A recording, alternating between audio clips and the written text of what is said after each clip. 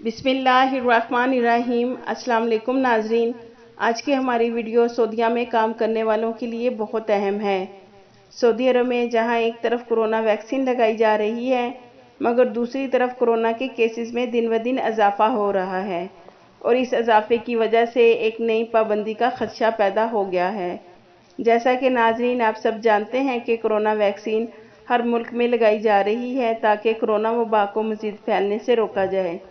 मगर नाजरीन, वैक्सीन के बाद भी सऊदी अरब में कोरोना के मरीज जुमा को 510 रिकॉर्ड पर आए हैं।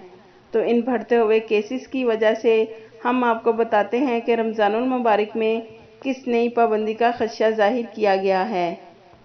सऊदी अरब में किंग साउद यूनिवर्सिटी रियाज में इंतहाई निगहदाश्त के शोबे के प्रोफेसर डॉक्टर नासिर तौफीक ने खदशा जाहिर किया कि कोविड-19 के बढ़ते हुए केसेस के बाइस रमज़ान के दौरान मसाजिद में बाजमात नमाजें आर्जी तौर पर मुअत्तल किए जाने का फैसला मुमकिन है।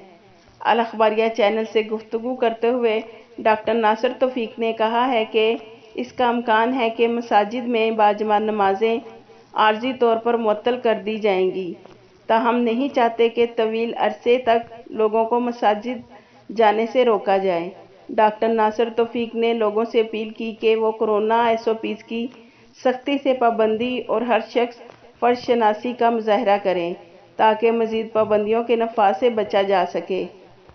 दूसरी तरफ डॉक्टर वाइल ने कहा है कि दरअसल मुश्किल ये हो रही है कि कोरोना वैक्सीन लेने वाले हद से ज़्यादा मुतमिन हो रहे हैं और इनका ये गैर मामूली इत्मीनान ही कोरोना वायरस की मुंतकिली के लिए सबसे बड़ा ख़तरा है।